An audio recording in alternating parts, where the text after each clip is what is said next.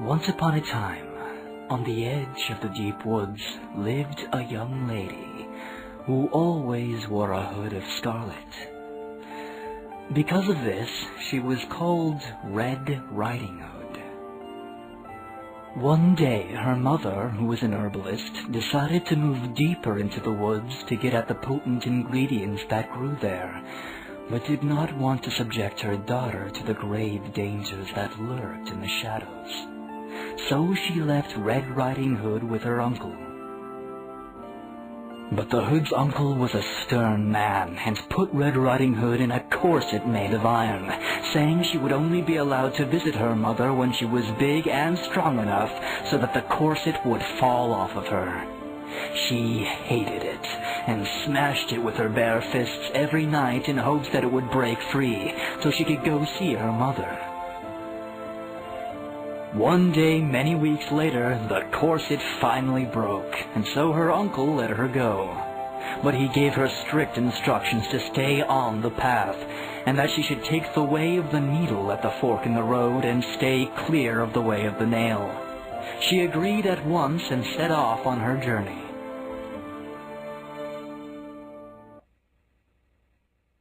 A hunter who knew the dangers of the wood saw Red Riding Hood go in and decided to follow her unseen, if only to make sure no harm befell the girl.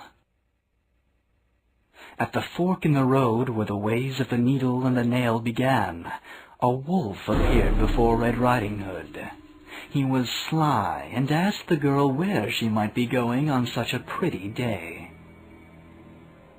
Hood was nervous, but polite, and answered that she was on her way to her mother's house by the lake. The wolf told her that he knew both ways well, and suggested that Hood might get there faster if she went by the way of the nail. Red Riding Hood was doubtful of the wolf, but took the advice anyway, for who would know the woods better than a wolf?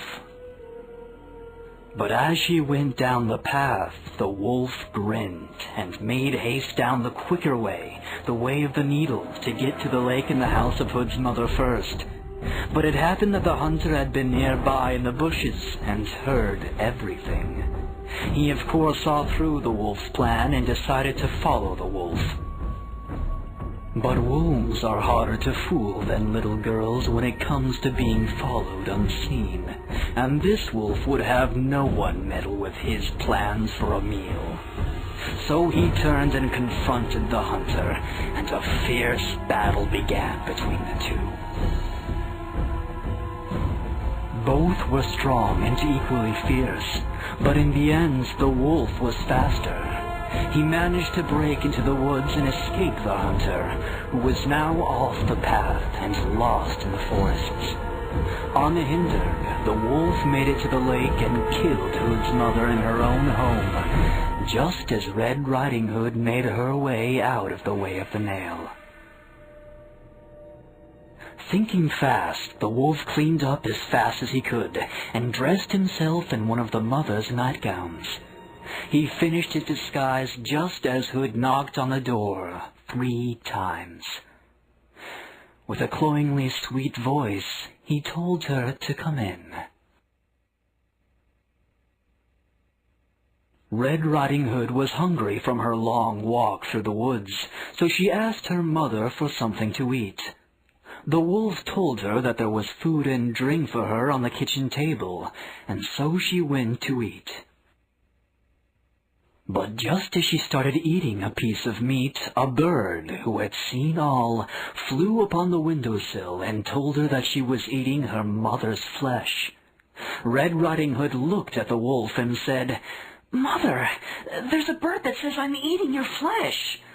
The wolf said, "Throw a hat to that nasty bird. He tells you lies." But the bird had already flown off.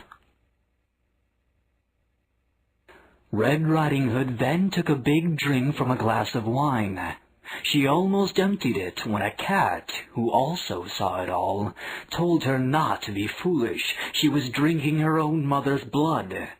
This unnerved Hood, who told the wolf, "Mother, your cat told me I was drinking your blood."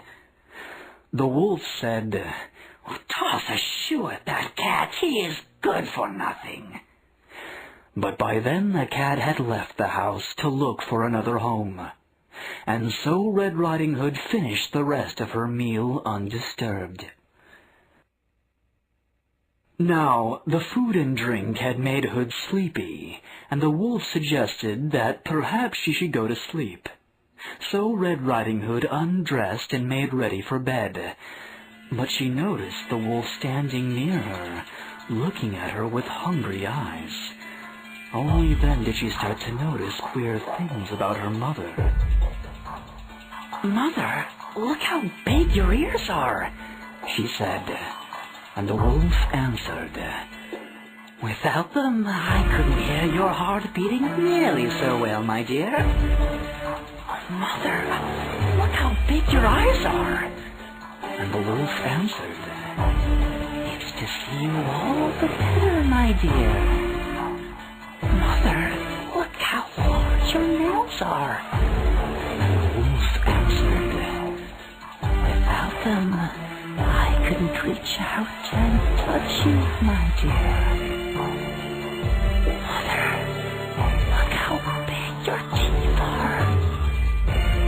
And the wolf ate Little Red Riding Hood.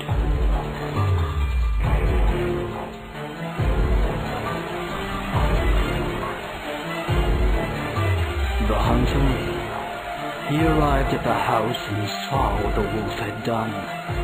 He swore to kill the wolf for eating the poor girl.